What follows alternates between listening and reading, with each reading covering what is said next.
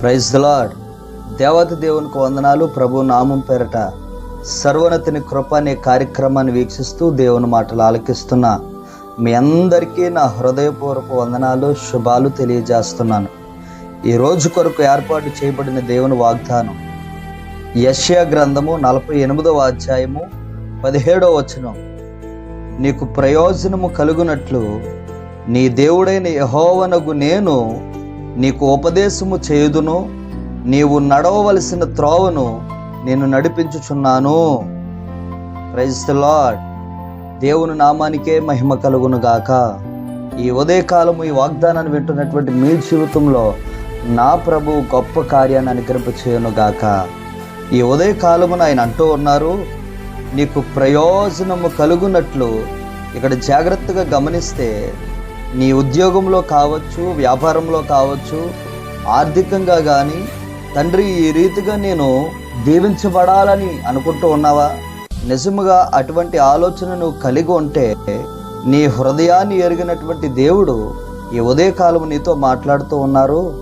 నీకు ప్రయోజనము కలిగేటట్లు, నీవు ఫలించేటట్లు, నీ హృదయము సంతోషముతో ఉప్పొంగేటట్లు నీ దేవుడైన యెహోవానగు నేను నీకు ఉపదేశమును చేయుదునని ఆయన అంటూ ఉన్నారు. ఏ మార్గంలో నువ్వు నడవాలి, ఎలా నువ్వు మాట్లాడాలి, ఎలా నీవు విజయాన్ని పొందుకోవాలి, ఈ 2026 సంవత్సరంలో నీ కుటుంబం ఎలా రక్షింపబడాలి అనేటువంటి ఆలోచన నీకు కలిగిన సమస్తమును కూడా దేవుడే ఈ ఉదయకాల సమయమున నీకు దేవుడు తెలియజేస్తూ ఉన్నాడు. ఆయన ఒక గొప్ప వాగ్దానాన్ని ఇస్తూ ఉన్నారు. మరి ఈ వాగ్దానము ఎవరి జీవితంలో నెరవేరుతుంది? ఎవరితో దేవుడు సూటిగా స్పష్టంగా మాట్లాడతారంటే, ఎలాంటి పరిస్థితుల్లోనైనా ఆయన మాటకు లోబడేవారిని దేవుడు తప్పక తన వాగ్దానాన్ని వారి జీవితంలో నెరవేరుస్తాడు. మీరు ఆలోచన చేయండి.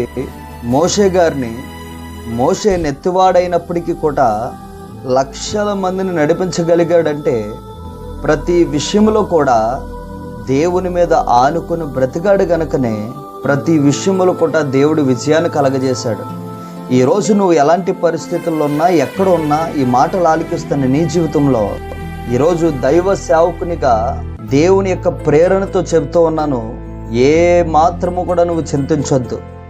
ఏం తెలియట్లేదు ప్రభువా, నాకేమీ అర్థం అవ్వట్లేదు ప్రభువా నువ్వు అనుకుంటున్నావు, కానీ ఏ మాత్రము దేనికి నువ్వు భయపడిన అవసరం లేదు. దేవుడే నీకు ఆలోచన కలగజేస్తాడట. నువ్వు చేయవలసింది ఏమైనా ఉందనంటే నువ్వు ప్రార్థన మాత్రమే చెయ్యి, ఉపవాసముతో ప్రార్థన చెయ్యి. తండ్రి, నీ వాగ్దానాన్ని నేను నమ్ముతున్నాను గనుక నా పట్ల వాగ్దానాన్ని నెరవేర్చు ప్రభు అని ప్రార్థన చేయి. ఆయన అంటున్నాడు కదా, ఇదిగో నీవు నడవవలసిన త్రోవను నిన్ను నడిపించేదును అంటున్నాడు. నీ చెయ్యి పట్టుకొని నా ప్రభు నిన్ను నడిపిస్తాడట. నువ్వు ఏమాత్రము దిగులు చెందవలసిన అవసరత లేదు. నేను ఎలా నడవాలి, భవిష్యత్తులో ఎలా స్థిరపరచబడాలి, భవిష్యత్తులో నాకు ఉన్నటువంటి సమస్యలు, అక్కర్లు ఎలా తీర్చబడతాయని ఒక ఆలోచన కలిగి నువ్వు ఇంకా ఆత్మీయ జీవితంలో దిగజారిపోతూ ఉన్నావేమో. ఇదిగో నా ప్రభు చెప్తున్నాడు, నువ్వు నడవలసినటువంటి త్రోవను నేను నిన్ను నడిపిస్తానంటున్నాడు. అలా నడిపించాలనంటే నువ్వు చేయవలసింది ఒకే ఒకటి, ప్రార్థన నువ్వు చేయాలి.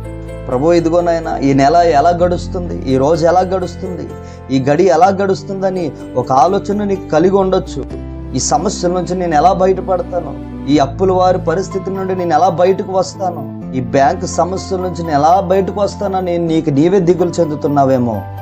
నీవు ఈ దినం మొదలుకొని మోకాలు వేసి ప్రార్థన చేయగలిగితే, నువ్వు దేవునికి అప్పగిస్తే నిన్ను నేను నడిపిస్తాననేటువంటి వాగ్దానము, ఆయన మనుషుల వలె మధ్యన విడిచిపెట్టేటువంటి దేవుడు కాదు. ఆయన వాగ్దానం చేశాడు కదా, ఆ వాగ్దానము నెరవేర్చేంత వరకు కూడా ఇశ్రాయేలును కాపాడు దేవుడు కొనకడు నిద్రపోనంటున్నాడు. నువ్వు చేరవలసినటువంటి గమ్యానికి నా ప్రభువే చేర్చునుగాక, నా తండ్రే నిన్ను నడిపించునుగాక. ధైర్యం తెచ్చుకొని నువ్వు ముందడుగు వేయగలిగితే, నువ్వు ఉపవాసం ఉండి ప్రార్థన చేయగలిగితే, ఈ వాగ్దానం వింటున్నటువంటి నీవు ఈ రోజు ఒక తీర్మానము కలిగి ప్రభుతో నువ్వు మాట్లాడగలిగితే, నిశ్చయముగా నా ప్రభు నిన్ను ప్రయోజకురాలిగా నిన్ను స్థిరపరిచి ఒక గొప్ప కార్యాన్ని నీ జీవితంలో అనుగ్రహింపచేయునుగాక. ఆమేన్. ప్రార్థన. మహిమాన్వితుడా, ఆశ్చర్యకరుడా, గొప్ప దేవుడా, నీకు స్తోత్రాలు. ఈ దినము ప్రభువా మా కొరకు ఏర్పాటు చేసిన ఈ వాగ్దానము ప్రతి ఒక్కరి జీవితంలో నెరవేర్చి స్థిరపరచమని నజరుడైనటువంటి యేసుక్రీస్తు నామమున అడిగి పొందుకొనుచున్నాము తండ్రి. ఆమేన్. Praise the lord.